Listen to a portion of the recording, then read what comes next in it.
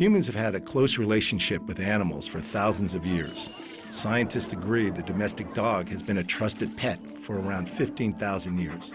And cats became part of the household from 10,000 years ago. And now it's estimated there are at least 600 million pet cats in the world. Exotic pets have also been kept for thousands of years. It's well documented that the Egyptians kept baboons as pets, and exotic animals kept in the home feature in many ancient texts. In modern times, the keeping of exotic pets has increased. A staggering statistic is that there are more tigers in the US alone than there are in the wild. Animal owners truly believe they are playing a role in preserving the numbers of exotic animals. But on the other side of the debate, there are those who believe it is a cruel practice to keep any animals in captivity. This series explores the issues from both sides, from those who know the dangers, but see the benefits, to others who condemn the keeping of exotic pets. Their stories follow.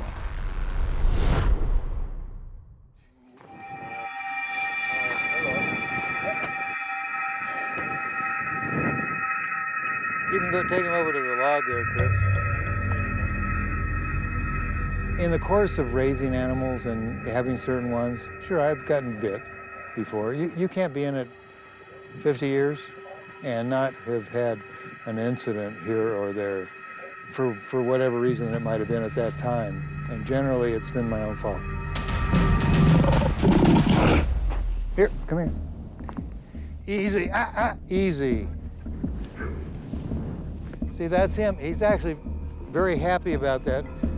He just wants to play in the worst way. Although this attack was unexpected, for Luke the lion, this was apparently playtime. See, like that, jumping on me, that was all, he's all happy, but you see how he was stalking in the bushes, he thought, oh, and it's a big game to him. Yeah, it's all him saying hi. He has his claws, but he didn't use them. I mean, because a lot of times just in play, you see that? That's hot. You can't go under the trailer. Steve isn't too bothered by the game Luke is playing. He's worked with exotic animals for around 50 years, and he's seen this kind of behavior before. Lions are quite social animals, and within their pride, they are often affectionate with head rubbing, licking, and purring. However, no matter what your experience working with lions, these animals are quick and they are predators with speed on their side. Very, very quick. Say if you were clear at the other end of this pen and he was here, you would never outrun him. He would catch you for sure. I mean, they are extremely fast when they want to be. A lion can run up to 50 miles per hour, but only in short bursts, so they need to be close to their prey before they attack.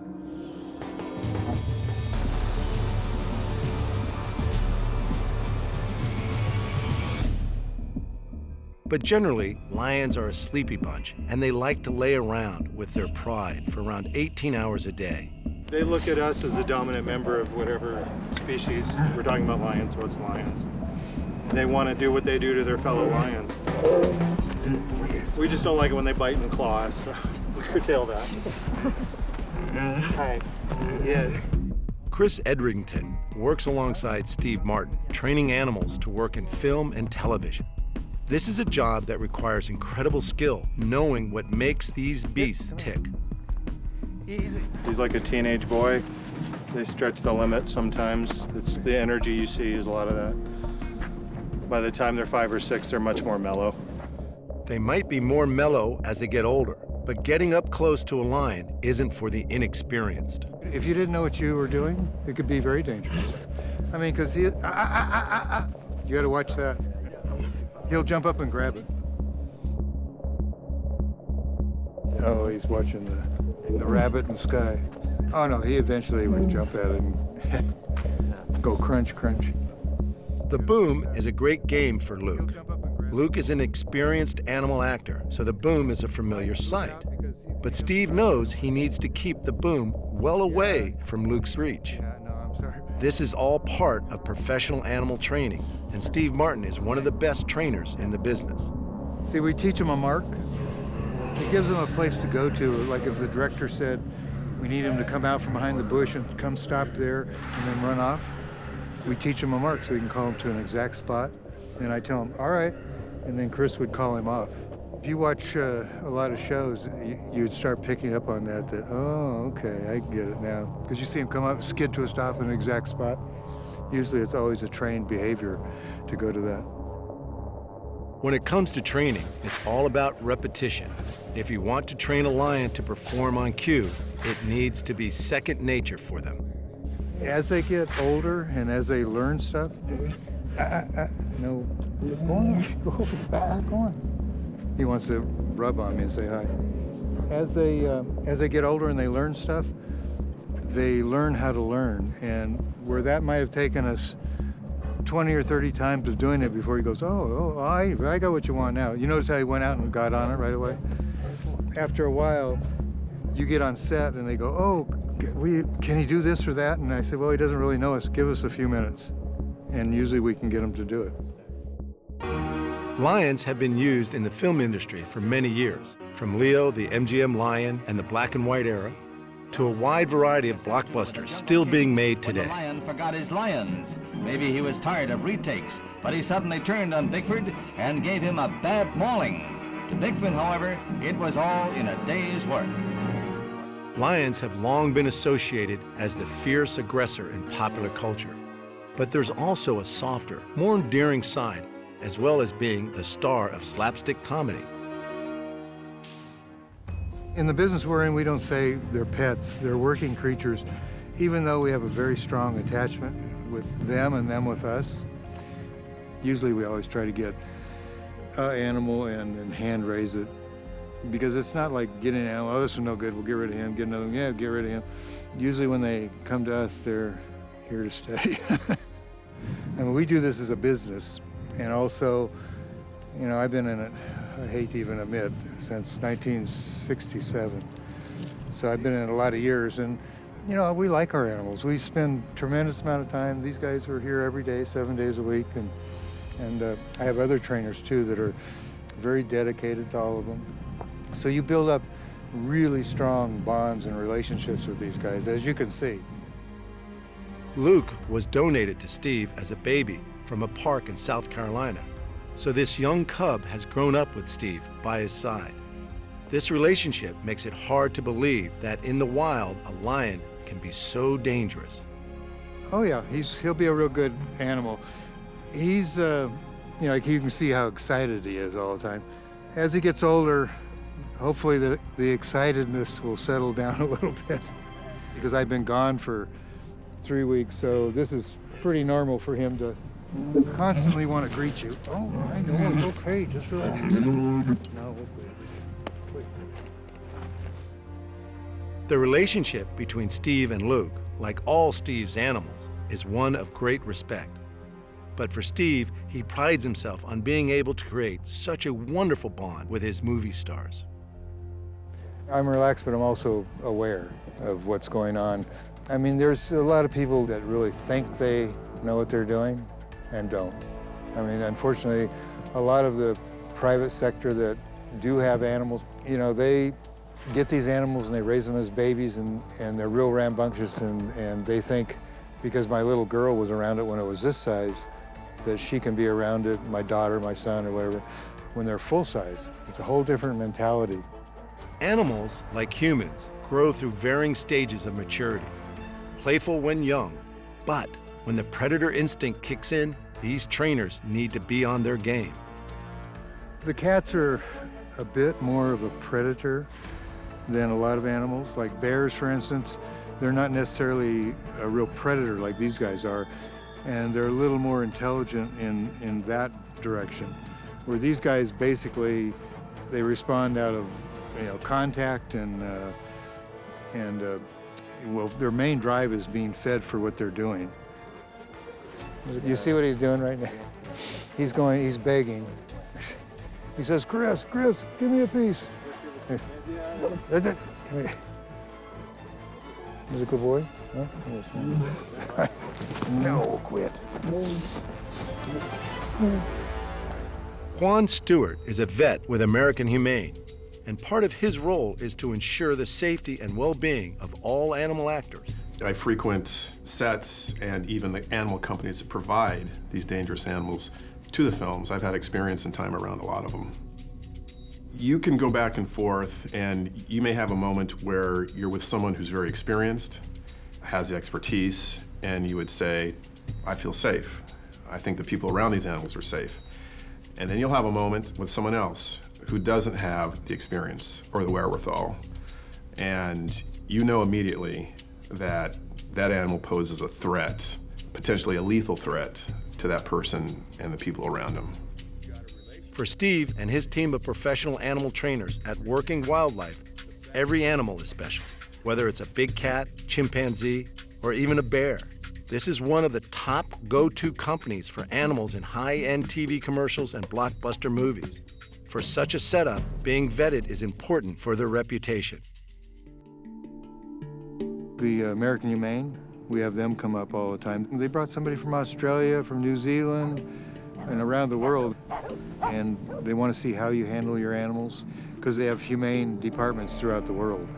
And we call them and ask them to come, because there's certain groups out there, which I won't say their names, but are highly against what we do, because they think we starve and beat our animals and all that. So I don't know how you could take an animal you abused on a set with like 200 people and not have it kill you, you know? So it's all a positive reward system in all the training that we do.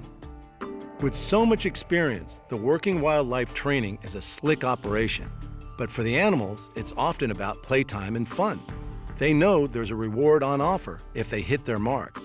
These creatures leave it up to the trainers when it comes to the serious side of the business. When we're on set, we usually are pretty strict. Like, I always take 3 people. Those other 2 people, they're not just watching what I'm doing, they're watching what's going on. I'm watching exterior things.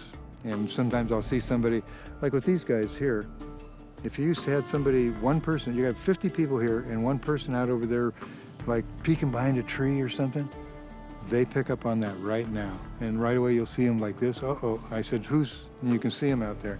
So we try to keep a handle on all exterior stuff that's going on when we're working. One of the stars in the animal lineup is a Kodiak bear named Tag. He's obedient, playful, and likes a crispy treat or two. But when you're working with bears, it's always best to be cautious.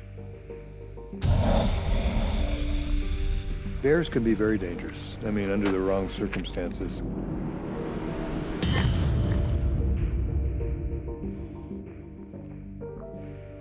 Even though he's real nice, he's very good about things, very forgiving.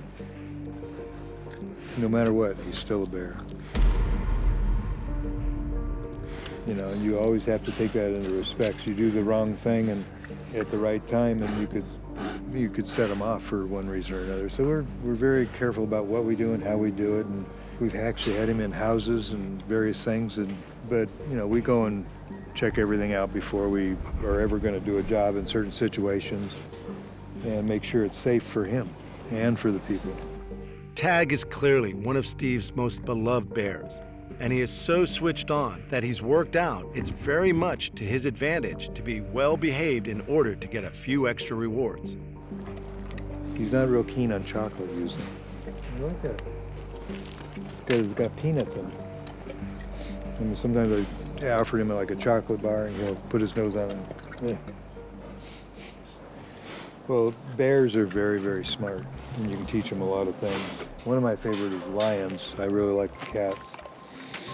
But these guys they have a different intelligence level compared to a cat. A cat's more primitive, where these guys the primitiveness isn't as strong in them as it is in the cats. So they're a little smarter. I think they definitely think about if they didn't like somebody, it's always back there in the back of their mind, you know, and if the opportunity arose, they could probably take advantage of it. But you have to be careful because they do have their claws. You know, none of these animals, as you can see, are declawed. Tag is so popular, he even travels overseas to take a starring role in the movies. He's very socialized with people. I mean, actually, with him, we can work in close proximity. Like the thing we just did in South Africa was with Johnny Knox and him, and we taught him to drink beer. I mean, it wasn't beer, it was, we put Dr. Pepper in a beer can. But the two of them are sitting down, drinking together, and they high-five each other with their beer. We had 2 days prep down there and did all the sequences they wanted, so he's a very adaptable bear because he's had so much exposure that when he goes to a new place, he knows it's a game. Oh, yes, I know. Here's your animal cracker. Come on. You're too lazy to get up and get it, though, huh? Bears have different appetites depending upon the time of year. In spring through to summer, they'll eat 3 to 5 gallon buckets of food a day. But in the cooler months, it's about a half a bucket. Well, their whole system slows down this time of year. You're a lazy worker right now, aren't you? It seems Steve has Tag well trained. However, these animals all have predator instincts that should never be disregarded. But with safe practice in mind, the working relationship between animal and trainer can be full of rewards. You can see in this guy, he picks up on things real quick. So, you know, at first when we start teaching him, like I said before, it's a slower process. But as they learn how to learn, they kind of, like these bears, they'll just kind of look at you like, oh, okay. And so you pick it up real fast. Shake it, shake it, shake it. Good. Good boy.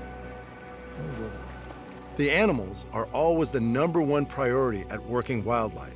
And Steve has an incredible setup where the animals only spend a small amount of time in their enclosures. On a property this size, the animals get to roam in dedicated open spaces while they prepare for their next starring role.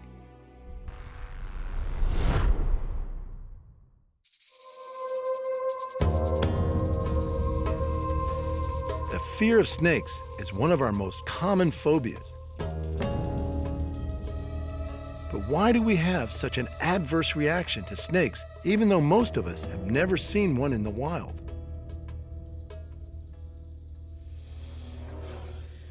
Snakes are found on every continent except Antarctica, and there are over 3,600 species slithering across them.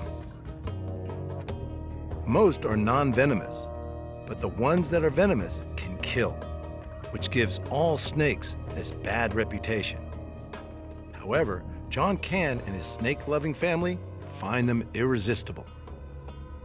People are scared of snakes because of the unknown factor. And even when you fully explain it to them, there's no danger if you're careful. They're still got that phobia there, they're concerned. The main thing is you don't try to pick him up, you don't tread near him. A lot of deadly snakes, you can tread near them, they'll escape. A lot of them will put up and have a go at you. They're not aggressive, they're defensive. And their defense is being aggressive. Given the deadly reputation of venomous snakes, why is it that snakes are the most common exotic animals kept in captivity? John's unique family story goes some way to answering this. John Cann has been living with snakes all his life.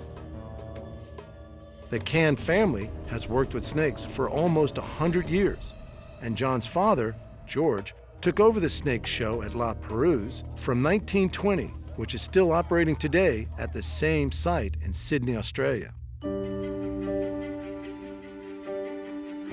The original show was promoted as the Snake Pit of Death, guaranteed to draw a crowd. John and his brother George Jr. have been extremely close to snakes their whole life. So much so that John is a leading expert and author on the subject of snakes and other exotics.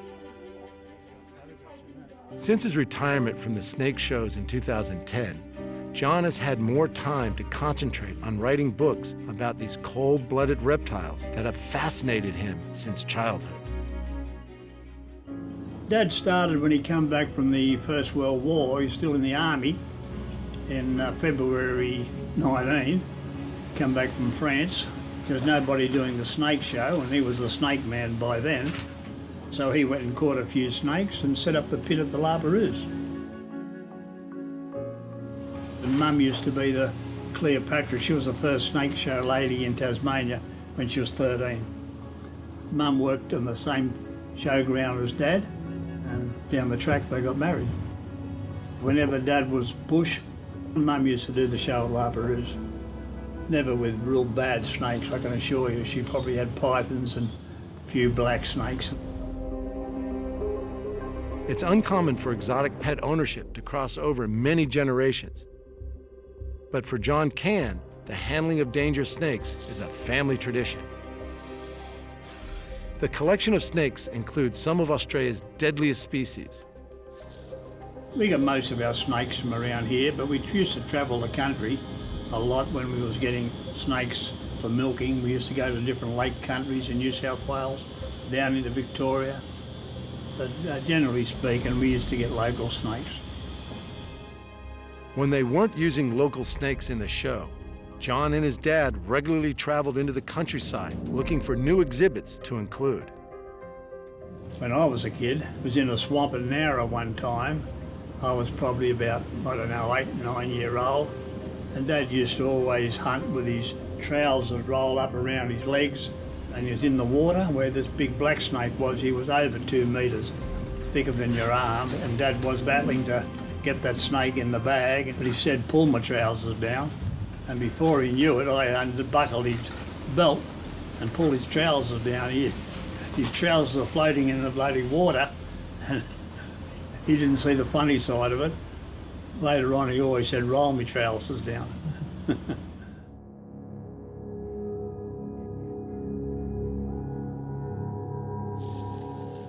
The diamond python has a stunning skin coloration, which makes it an attractive option as a pet. They can often be found in the roof spaces of houses, an unwelcome surprise for unsuspecting homeowners. The keeping of dangerous snakes is a risk, and yet their popularity as pets is growing worldwide. In the wild, snakes avoid humans, whereas in captivity, they spend a lot of time being handled. But are all snakes the same? Is it possible to completely tame a snake?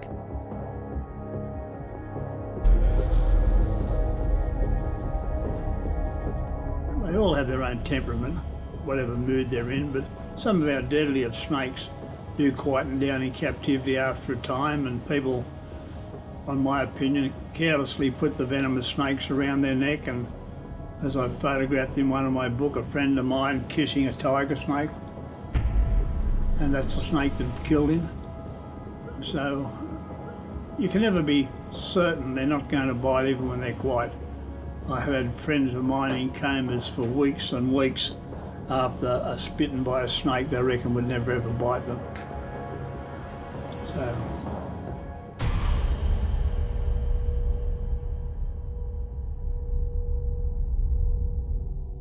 Rob, who is one of the current snake handlers at La Perouse, also works as a professional snake catcher and knows what's required to safely manage these reptiles. The experience of being bitten by a snake can sometimes be a good lesson.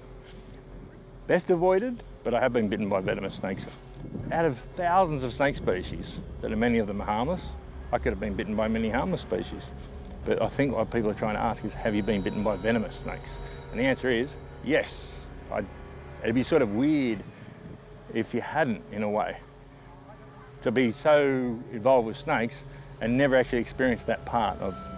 And I don't recommend it in any way. Don't go and get yourself bitten by a snake.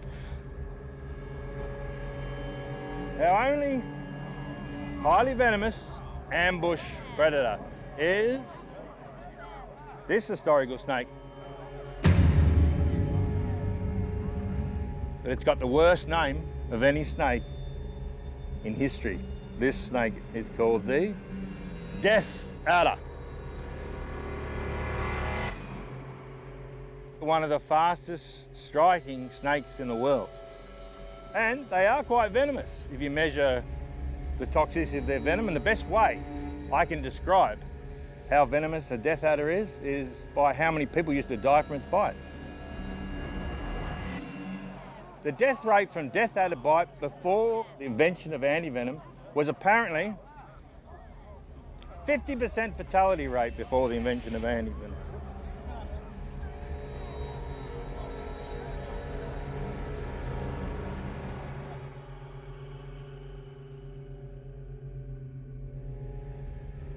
Even when you're an expert with snakes, it must be remembered you could be dealing with a venomous snake that won't hesitate to bite if they feel threatened.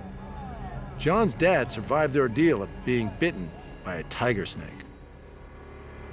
He got a very bad bite from a big tiger snake on the ankle there, and the snake really hung on and gave him a lot of venom, and all he did was say to his friend who was with him at the time, "Don't tell the missus about it," you know. But she knew, she could see the look on his face that he was bitten. But that bite would have killed a normal person, I would say. Could have been within 10 minutes, it could be an hour or two. But it was a bad bite from a big cranky snake. Tiger snakes, one of the world's deadliest snakes, are highly venomous and found in subtropical and temperate regions of Australia.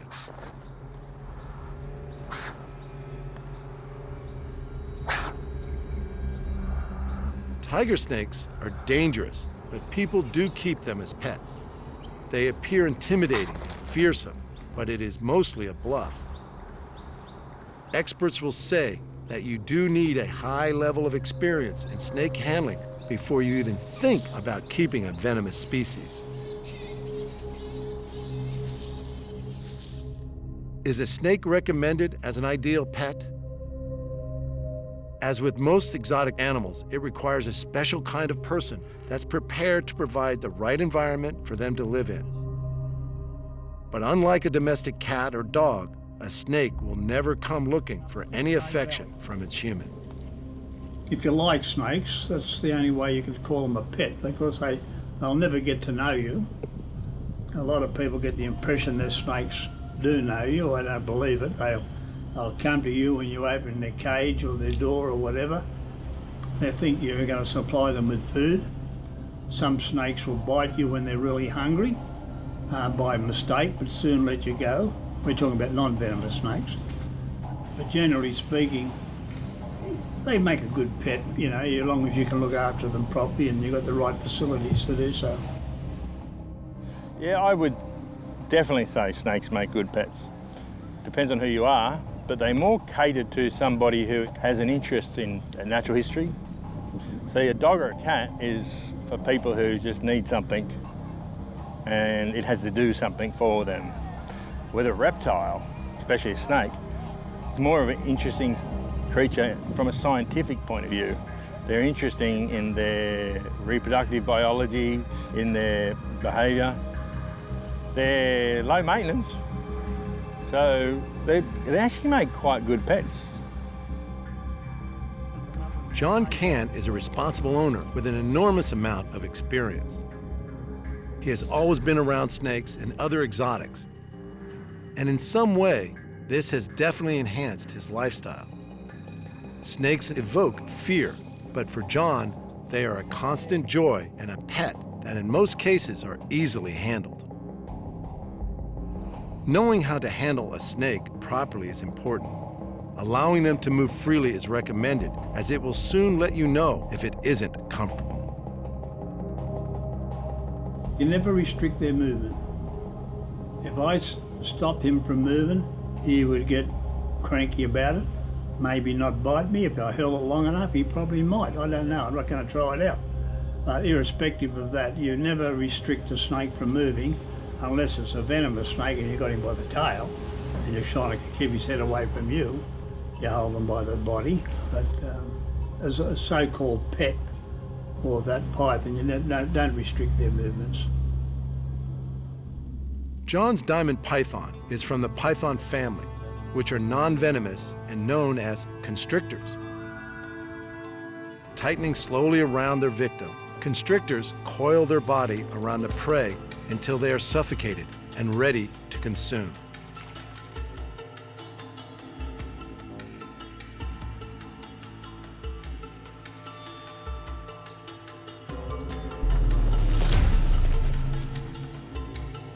pythons can swallow prey bigger than the diameter of their own heads, which broadens the possibilities of a hearty meal.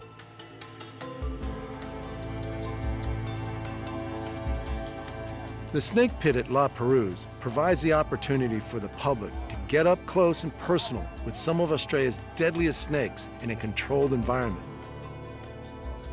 Rob recalls the impact his snakes have on the public that come to see the shows. People react here to snakes a lot better than they do when it's in their house. A snake in a snake show is always, people react to it much better because it's in a controlled situation. And there's a snake handler there. If you bring the snake over to the wall to show them, they step backwards at the same rate. And some people even scream when the snake heads in their direction. So the people are as highly variable as the snakes are.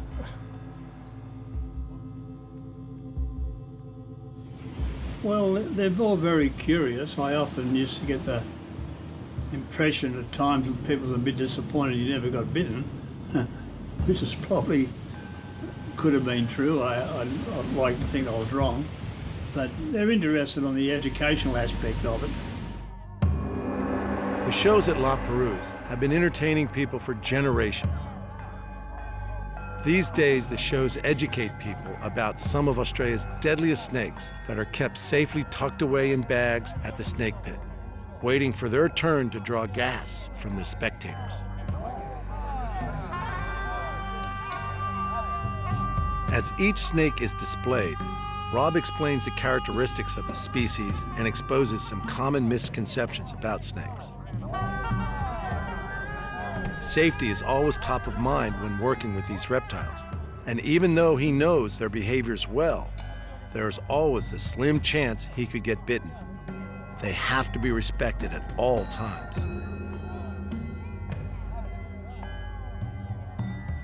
But as far as John is concerned, a lifetime's fascination with snakes proves that even this misunderstood and often feared predator can become a unique part of the family. Just don't expect them to fetch a ball.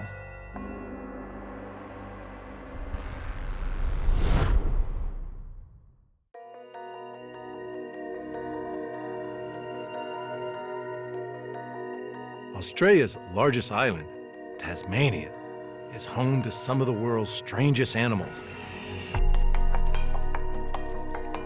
And sadly, it's best known for the demise of the most well-known marsupial, the Tasmanian tiger.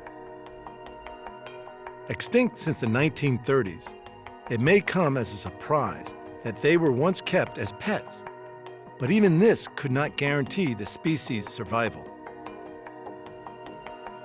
The debate around exotic animals as pets is now centered on the other recognizable Tasmanian animal, the Tassie devil.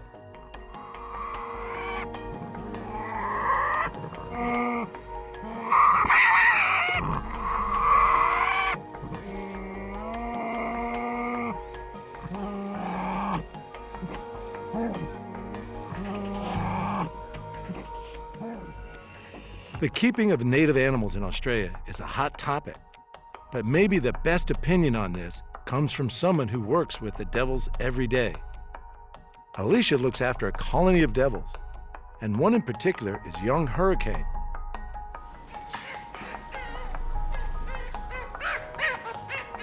This here is baby Hurricane. He is a Tasmanian devil. He's approximately 5 months old, we believe. So he is being hand raised by me at the moment. So he comes to work with me every single day, and then when I go home at night, he comes with me as well. He's being bottle fed around 5 to 6 times a day, every 4 to 5 hours. So he needs constant care, constant warmth. He's got a little hutch that he lives in when he's at home with me, which has a heat pad and lots of blankets and soft toys and things in there for him as well. Hurricane is cute, but Alicia does know that his bite is as bad as his squeal. Tasmanian devils actually have the strongest jaw of any animal relative to their size.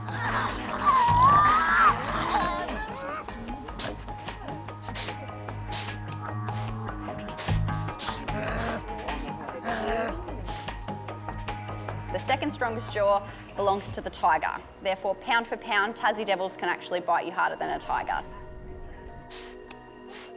an average adult male weighs in at around 18 pounds. Its muscular build and strong jaws mean it can tear into wombats weighing up to 65 pounds.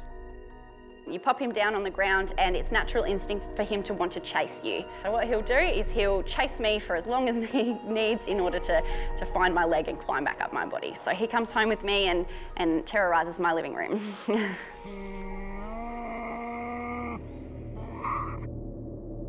He likes to intimidate you, so that's Tasmanian's devil's game, basically.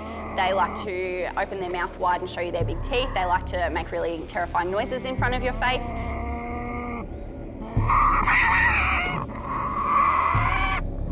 He likes to approach and likes to try to scare you out of his territory if he doesn't want you to be in there. If he does bite you, it's going to hurt. It's probably going to scar as well, so you need to watch those signs really carefully and make sure that you are safe while you're in there. Devils could be good pets. Their size, the sleeping habits, and what they eat is similar to that of a pet dog. But unlike dogs, when Hurricane reaches sexual maturity, a different approach is needed. He's going to be fine for at least 2 years until sexual maturity kicks in, and then he's not going to be aggressive, he's just not going to be friendly anymore. So I would not be able to hold him up like a baby with his face next to mine and feel confident that there isn't a chance that he would bite me. Once sexual maturity kicks in, he turns back into a wild sort of devil, and his sexual instincts kick in, and that becomes his main priority.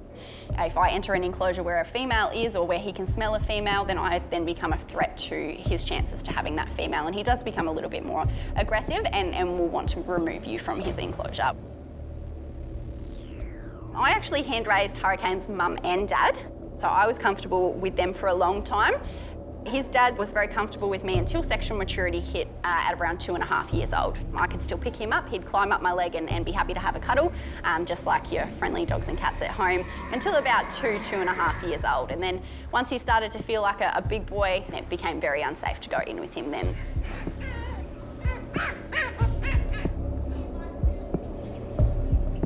So that's his natural instinct. He wants to grab on. I have a little bit of arm in there, so it's pretty painful. It's like a vice-like grip at the moment. He doesn't want mum to leave him behind in the wild, so he needs to latch on with all his might. Obviously, if another animal wants to come by and eat him, they're going to want to pull as hard as they can to get him off mum's back. So once he latches onto something, there's a vice-like grip there. So if he gets my finger or if he gets my arm, just got to leave it there until he's done, basically.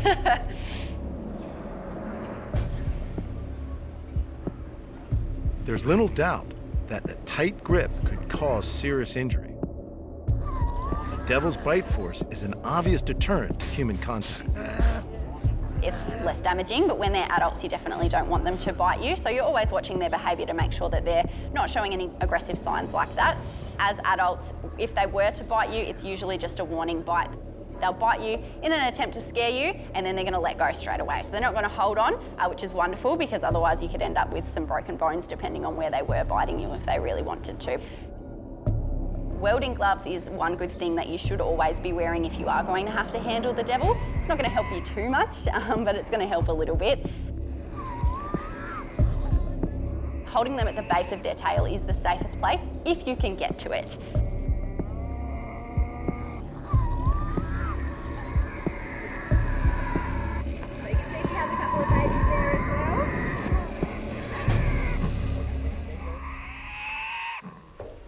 Although it's illegal to own any endangered native Australian animals, it's more the Tasmanian devil's temperament that protects it from private animal ownership. Usually people do try to push the boundaries with things like that. Probably people are a little bit too scared with Tasmanian devils. Tasmanian devils tend to have a really bad name. They'll stand in front of you, they'll open their mouth really wide, and they want to try to intimidate you.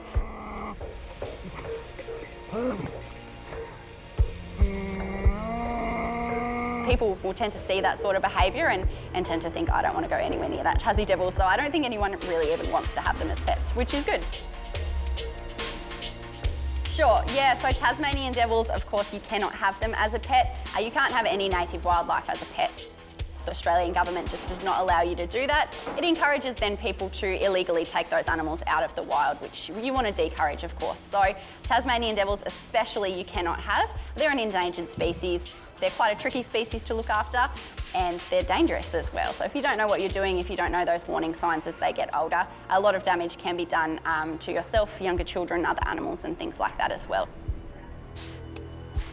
Some believe that devils could be taught not to be so aggressive and be as calm and domesticated as a family pet. Twinkle was one such pet. She lived with her owner, Mike Jago, for many years. Her behavior was perfect, up until just after her first birthday. Mike came home one day to find Twinkle had destroyed his leather lounge.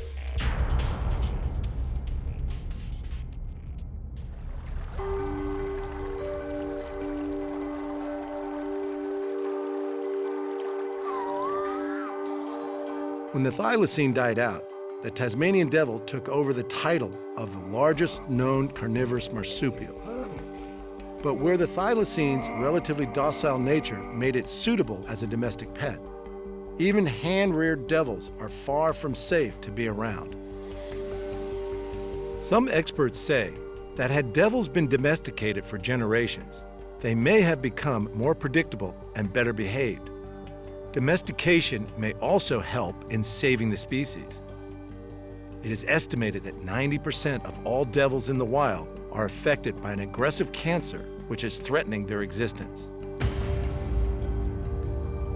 Many believe we are witnessing the demise of a species and that captive animals may be the only way forward. Private ownership may still be a possible solution to the conservation of other species, but the issue remains contentious. Is domestication really a viable solution? In some states here in America, it is outright legal to own just about anything, but that doesn't make it okay, and it doesn't make it beneficial to the animal. Just because it's legal doesn't make it right, and we know that. You know, animal ownership is certainly, underscores that, and it's an evolution, you know. The understanding of the care, the welfare that goes into a lot of these animals, it's an evolution, and it takes time. Tigers and lions, for example, have been successfully bred in captivity, but none have ever been reintroduced to the wild. To save cats, you've got to have that entire ecosystem intact. Any part of that food chain is out and the cats are going to die. So keeping animals in their own habitat is by far the best way. Alicia and Hurricane have formed a bond that may just be a positive sign for this much maligned species. I'm mum to him now, yep. So he knows my scent. He's pretty happy to be hand-raised by me if somebody else has to give him a bottle for any reason, just for one of those times. He tends to be a little bit more frustrating because it's different smells to him. Obviously everyone has a little bit of a different technique as well. So he prefers consistency. He likes to be hand-raised by only one person. It does work best for him in order for him to grow and develop as he's supposed to. I feel like I'm really, really lucky. Tasmanian devils are obviously an endangered species, so being able to work so closely with a species that's so special and so unique is really awesome. And also working with them, you know, you're actually doing something to help them in the wild as well. So I also help run the Devils in Danger Foundation. So Hurricane will be an ambassador species for that foundation, encourage people to fall in love with him and Tasmanian devils in general, which is going to, of course, encourage people to want to donate and to want to help save them in the wild. It's really, really important to let people see them and gain such an appreciation for a really special species that people tend to overlook a lot of the time.